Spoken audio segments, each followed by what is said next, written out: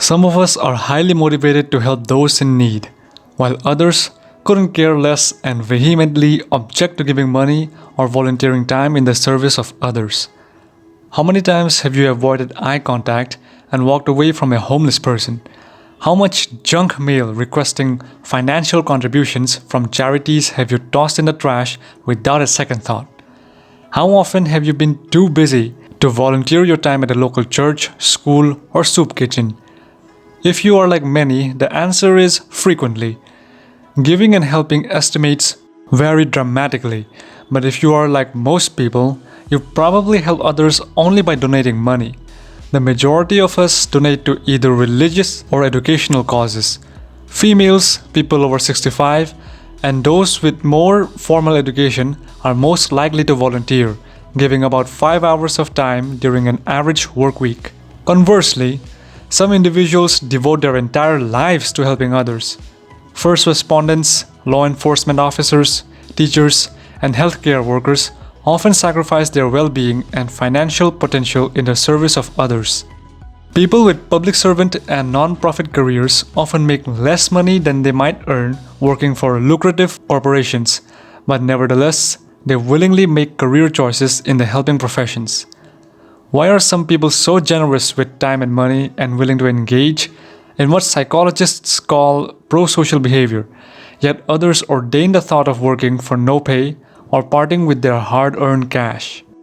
Science reveals that pro-social behavior is personally rewarding in at least 3 ways. First, some people help because it satisfies the universal need to be emotionally close to others. When we share, we create social bonds with like-minded individuals who have similar needs and desires as our own. Second, helping is a mood enhancer. Many people report feelings of happiness, contentment, and satisfaction when participating in charitable and volunteer activities. Third, investing time or money in helping gives us social and materialistic benefits. Helping and sharing are perceived as admirable and commendable qualities across cultures, races, and religions. Taken together, the key personal benefit gained by being kind and helpful is our mental satisfaction. Ultimately, helping others and sharing resources boosts self-worth. When we dedicate effort in the service of others, we exhibit egoism for personal gain. In other words, we get those warm and fuzzy feelings inside when we think we have acted appropriately according to the rules and customs of our culture. Other times, we help because we feel bad about ourselves and the act of helping produces positive emotions. The positive feelings alone can motivate a person, even when the act of sharing or giving is perceived as burdensome or uninteresting.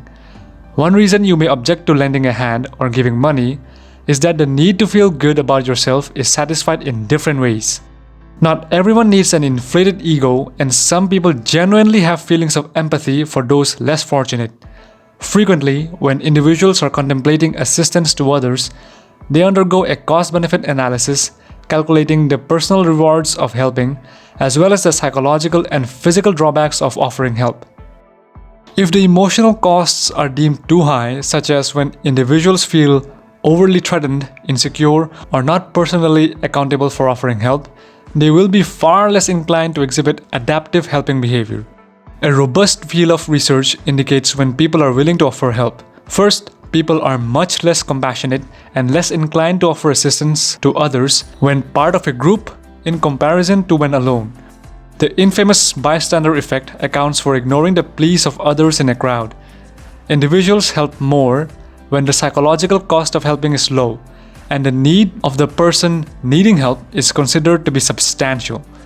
We hesitate to help when we believe the person in distress could have prevented the problem through a proactive and decisive action of his or her own. Holding the person accountable for their circumstances often accounts for refusing to give contributions to panhandlers or to people we think put themselves in a position of needing assistance.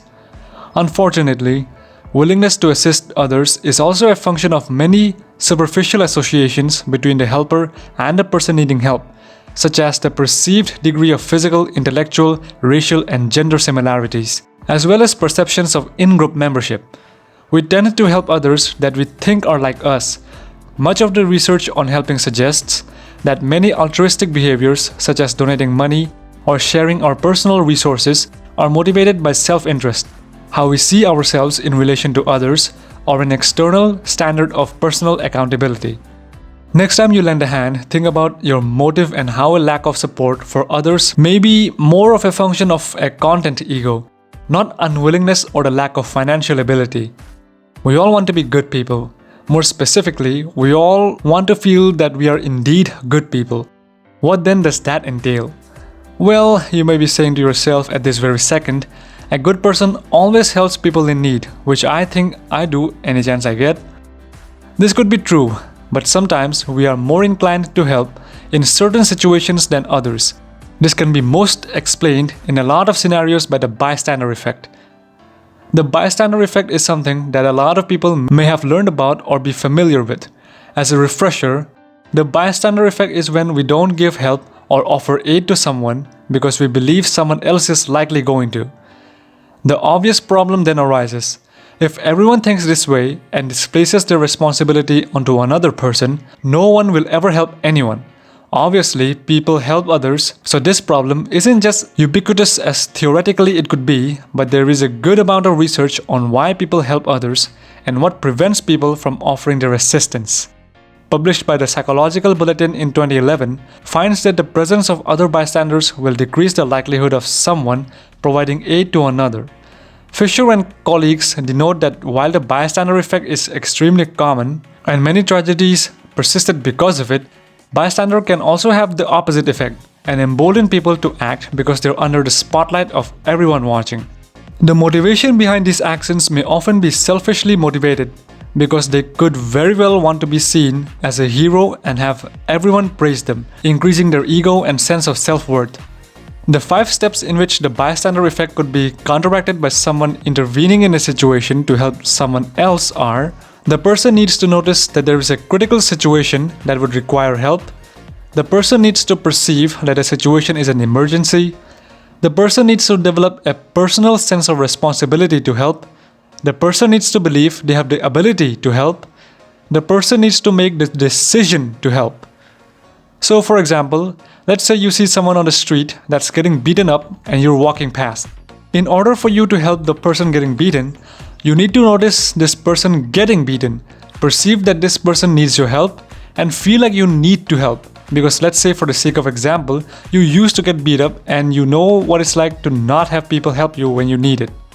You also need to feel like you can take the person beating up the victim while posing little danger to yourself. If you think you can take them, but the situation is too dangerous to you, it's likely you won't be willing to help. Finally, you have to make the decision to help. This is probably the most crucial step because all of the previous 4 facets could be met. But if you don't decide to help, then nothing positive is going to happen. So if you walk past the person getting beaten and go through all of these steps, you'll be much more likely to intervene and stop the person beating that victim. Darley and Lataine's article, Bystander Intervention in Emergencies, published in the Journal of Personality and Social Psychology, which cites 3 ways that bystanders will elect to not help someone in need. The first reason is the article's namesake, diffusion of responsibility, which is exactly what it sounds like, diffusing and displacing responsibility from oneself to another. This could be an individual or group of people, but regardless, the idea is that someone else will take care of it. The second reason is evaluation apprehension, which is how much the bystander feels they are going to be judged by the rest of the onlookers, especially if they make mistakes in helping the victim. If I try and help someone, but I screw up and make the situation worse, people aren't going to see me as a hero, but as a screw up in a time of need. The third reason is pluralistic ignorance, which is basically when we feel ignorant about something because we rely on the outward reactions of others around us to figure out an ambiguous situation. Functionally, if we can figure out a situation and when we look around to other people and perceive that they can figure out the situation, we're going to not be able to interpret the situation as an emergency or one we can help out in. So in that same example of walking by someone getting beaten up, if there are other people around, you may feel like somebody else will help this victim in need, prompting you not to intervene. You may also feel like if you do step in and help and end up getting yourself beaten up in the process, other people may judge you in addition to now adding yourself to the victim list in this situation. You very well could not interpret the situation as an emergency because nobody else is reacting in such a way that would denote an emergency situation. We are so incredibly susceptible to doing what other people are doing. If we see other people walking by and not saying or doing anything, we will almost always not say or do anything in turn. All of these working in concert create the perfect storm for the bystander effect, causing yourself and consequently nobody else to act and help this person getting beaten. The bystander effect is very powerful and can translate to a lot of situations that we experience every day.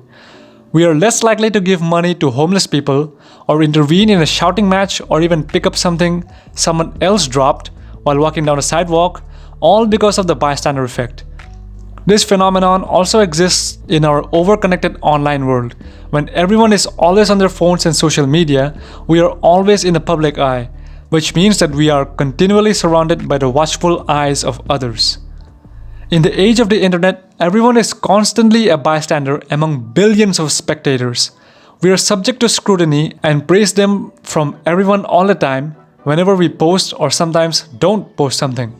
Silence about something can certainly be an indication of apathy or allegiance, or just inactivity on social media.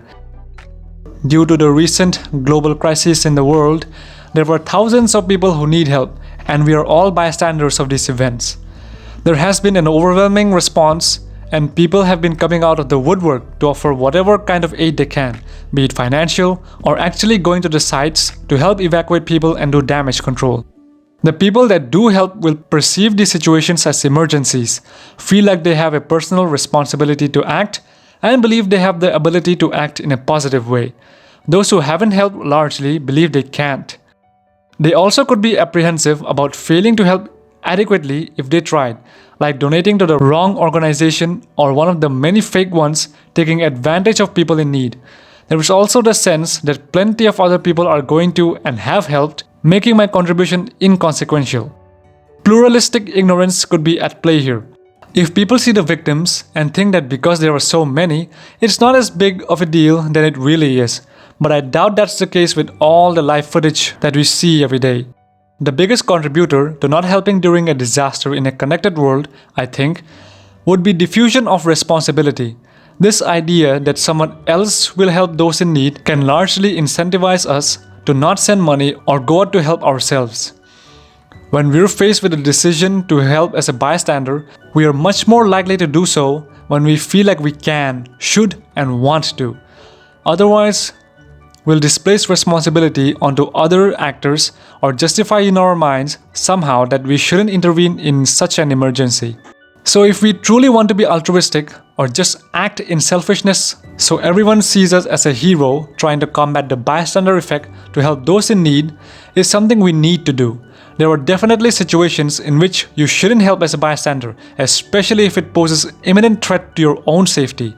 However, being aware about the bystander effect can help us make the conscious decision to reject it in situations where we should do something and intervene to provide aid to those who need it. If you enjoyed this video, I'm sure you'll enjoy my other video essays. Thank you for watching.